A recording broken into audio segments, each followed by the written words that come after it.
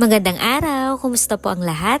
So yung mga kaganapan nga po pala nitong mga nakaraang linggo ay hindi ko na nabidyohan lahat dahil super busy po sa work at galing din po ako sa isa sa malayong lugar dito sa amin, ang Barangay Umiray. Ito po ay halos 10 oras ang biyahe dahil dadaan pa po ng Marikina, Bulacan, Nueva Ecija, Gabaldon at Aurora. Nakakainip din ang biyahe pero nakaka-enjoy naman at meron ka naman dadaan ng magandang view. And ang pinuntahan nga po pala namin dito ay upang maghatid ng tulong sa ating mga kababayan, lalo na dito sa ating malalayong lugar kagaya ng Barangay Umiray.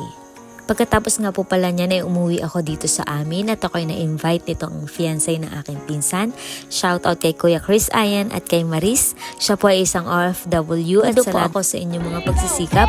And pakita ko lang sa inyo ang mga kaganapan dito sa buhay dito sa Baybay. Oh, daming spaghetti!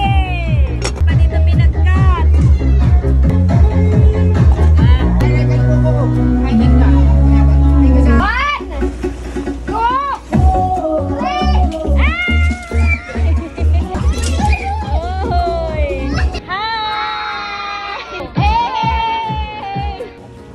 Salamat din po sa D-Crave, Ma'am Lea Villaverde sa inyong palibre. And for sure, magugustuhan nyo to lalo na sa mga coffee lover dyan. Then, after nga po pala niyan, ay naging busy din kami sa pag-shoot ng pailaw.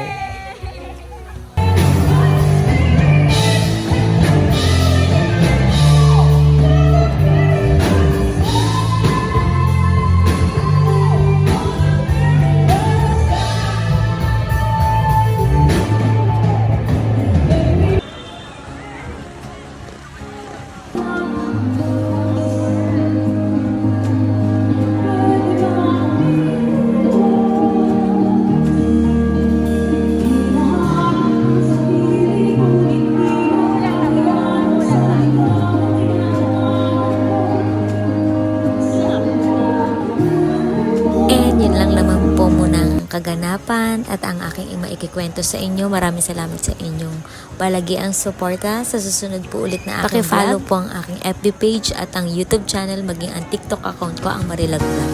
Maraming salamat. Bye!